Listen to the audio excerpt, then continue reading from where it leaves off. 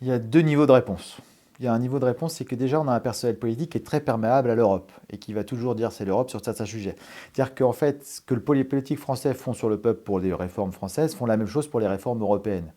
On a pu le voir sur les manifestations récemment d'agriculteurs. Il fallait les bloquer, etc., quand ils se battaient contre le Mercosur. On a pu le voir sur d'autres. Mais en fait, le problème, c'est que sur tous les sujets, qu'ils viennent européens ou pas, on applique de toute façon la même méthode, on ne discute pas, on tape.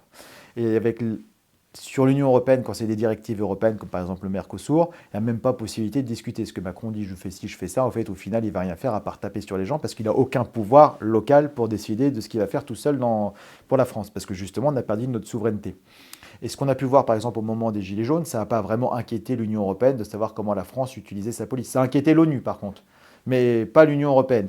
Donc, ce qui veut dire que l'idée de la police Union européenne, c'est pas une police qui doit protéger les peuples, etc. C'est une police qui doit réprimer. L'Union européenne a pensé la même chose. Pour le moment, ils ne l'ont pas transformé. Donc, on m'a souvent dit, oui, il y a marqué Eurogent Force, etc. Oui, les gendarmes français font partie de l'Eurogent Force. Donc, ils ont les autocollants sur eux, mais ça reste des gendarmes français pour le moment. Mais l'idée suivante était de faire la même chose, de déplacer des personnes de maintien de l'ordre de pays à pays avec quelque chose de supplémentaire, la barrière de la langue. C'est-à-dire que là, il n'y aura même pas possibilité de discuter. Si la personne elle parle tchèque, italien, espagnol, portugais, bah, du coup, il y a quand même vachement moins de chances que le manifestant en face connaisse la parole de la personne qui est en face de lui.